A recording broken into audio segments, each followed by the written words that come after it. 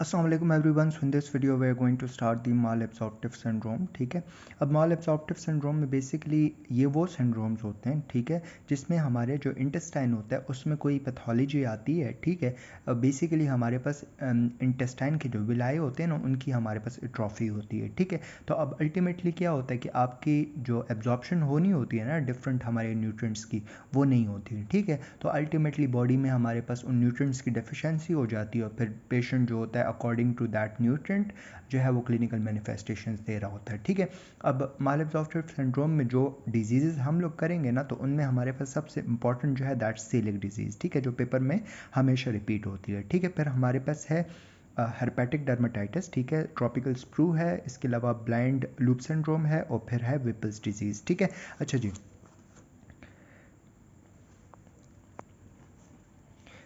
अच्छा जी, इस वीडियो में हम लोग जो है वो ये चीज़ें डिस्कस कर लेंगे जो हमारे पास छोटी छोटी डिजीज़ हैं। ठीक है, और फिर उसके बाद नेक्स्ट वीडियो में हम लोग सिलिक डिजीज़ डिस्कस कर लेंगे। ठीक है, देखो सबसे पहले हम लोग आते हैं हर्पेटिक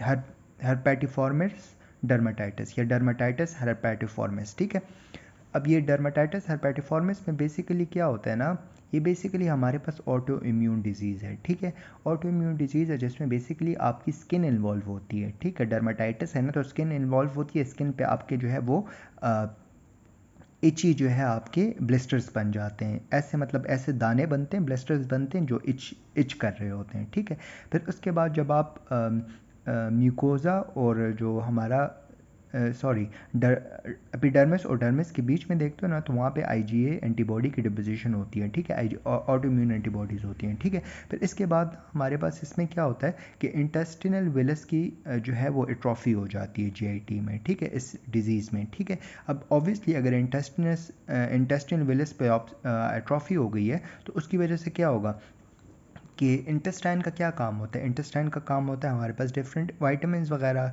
न्यूट्रिएंट्स वगैरह को एब्जॉर्ब करना। ठीक है, अगर वो एब्जॉर्ब नहीं होंगे ठीक है तो पेशेंट में हमारे पास कैसे फीचर्स आ जाएंगे। ठीक है, देखो वाइटामिन के की डेफिशिएंसी हो सकती है, इसके अलावा कैल्शियम की एब्जॉर्प्शन ख़राब हो सकती है, B12 की एब्जॉर्प्शन, फोलिक एसिड की एब्जॉर्प्शन, वाइटामिन डी वगैरह की। ठीक है, ये सारी चीज़ें जो होती हैं उनकी एब्जॉर्प्शन ख़राब हो जाती है। ठीक है, तो अब पेशेंट कैसे मैनिफेस्ट करता है, उसकी फीसेस जो होती है वो फ्रॉथी और बल्कि फीसेस होती हैं। ठीक है, इसके अलावा जो है वो अगर विटामिन ए की कमी होगी पेशेंट में तो ब्लीडिंग हो सकती है, विटामिन डी कम होगा तो ऑस्टियोपोरोसिस हो सकता है। ठीक है, इसके अलावा फोलिक एसिड B12 की डेफिशिएंसी होगी तो मेगालोब्लास्टिक एनीमिया हो सकता है, आयरन की कमी होगी तो आयरन डेफिशिएंसी एनीमिया वगैरह हो सकता है। ठीक है, अच्छा जी, अब हम लोग आते हैं ट्रॉपिकल स्प्रू।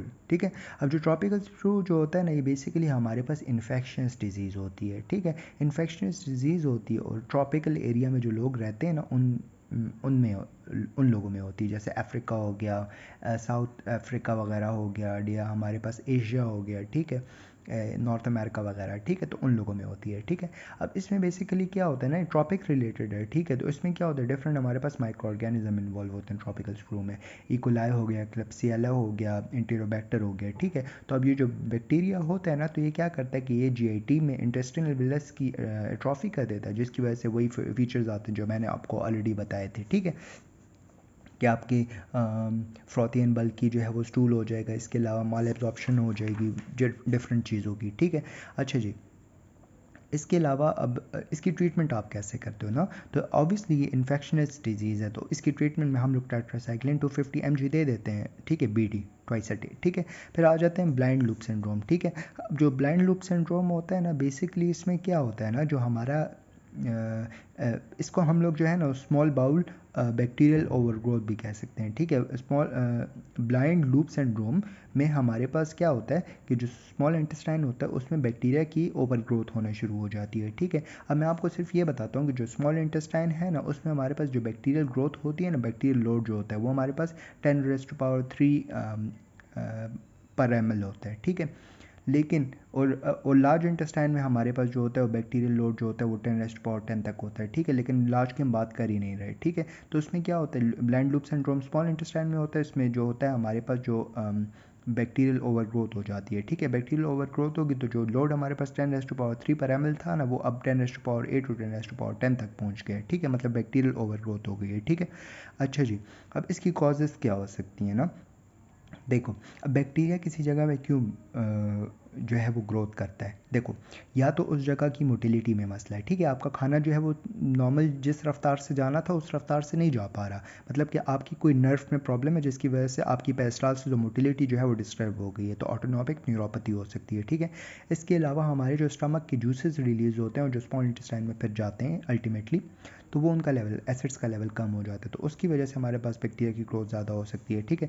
इसके अलावा कोई स्ट्रक्चर में एबनॉर्मेलिटी है उसकी वजह से बैक्टीरिया की ग्रोथ हो सकती है, कोई ऐसी सर्जरी हुई है, बिलरॉथ प्रोसीजर्स हुए हैं या गैस्ट्रेक्टमी वगैरह, उसकी वजह से इन्फेक्शन पैदा हो सकता है, ठीक है, तो आपका ब्लाइंड लूप सिंड्रोम हो सकता है, ठीक है। और इम्यून अगर डिसफंक्शन है, मतलब इम्यूनिटी आपकी काम ही नहीं कर रही, ठीक है, तो उसकी वजह से भी आपका ब्लाइंड लूप सिंड्रोम हो सकता है पेशेंट को, ठीक है। अच्छा जी, अब इसकी ट्रीटमेंट में आपने क्या करना है, देखो ट्रीटमेंट में ऑब्वियसली आपकी बैक्टीरिया की ओवर ग्रोथ हो जाती है ना, तो आप क्या करते हो कि आप इसमें आप टेट्रासाइक्लिन देते हो, मेट्रोनिडाज़ोल देते हो, फ्लोरोक्विनोलोन्स वगैरह, एमोक्सिसिलिन वगैरह देते हो, ठीक है। और इसमें भी हमारे पास इंटेस्टिनल वेलिस की एट्रोफी होती है, तो फॉर दैट हमारे पास डिफरेंट सप्लीमेंट्स दे देते हैं ताकि वो हमारे पास बराबर हो जाएँ, ठीक है।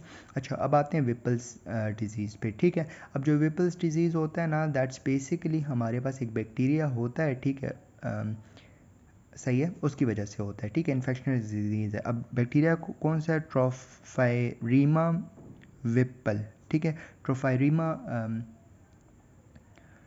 विपल होता है, ठीक है। अब इसकी पैथोफिजियोलॉजी में क्या होता है ना कि जब ये बैक्टीरिया हमारी बॉडी में इंटर होता है ना, तो इसको मैक्रोफेजेस जो होते हैं ना वो इनगल्फ कर लेते हैं, ठीक है, इंटेस्टिनल मैक्रोफेजेस, ठीक है। अब वो इंटेस्टिनल मैक्रोफेजेस जब इसको इनगल्फ कर लेते हैं ना, तो वो मैक्रोफेजेस इसको डाइजेस्ट नहीं कर पाते, तो जब वो बैक्टीरिया अंदर ही रह जाता है मैक्रोफेजेस के, तो उससे फोम सेल्स बन जाते हैं, ठीक है।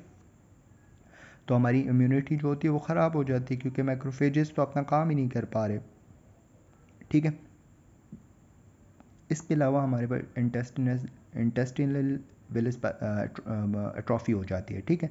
अब इसकी विपल्स डिजीज़ की डायग्नोसिस के लिए हम लोग पीरियोडिक एसिड्स के पॉजिटिव हमारे पास रिजल्ट आता है, ठीक है। और इसके अलावा हम लोग जो है वो ट्रीटमेंट में सेल्फ्ट्रैक्सोन दे देते हैं, ठीक है, सेल्फ्ट्रैक्सोन जो सेफेलोस्पोरिन की थर्ड जो हमारे पास जनरेशन है, ठीक है, ये हम लोग दे देते हैं, ठीक है। दैट्स इट, थैंक यू, जज़ाकल्लाह खैर। नेक्स्ट वीडियो में हम लोग सिलिक डिजीज़ कर लेंगे, ठीक है, जो हमारी इस माल एब्जॉर्प्टेड सिंड्रोम की सबसे इंपॉर्टेंट डिजीज़ है, और फिर उसके बाद आगे कंटिन्यू करेंगे। थैंक यू, जज़ाकल्लाह खैर।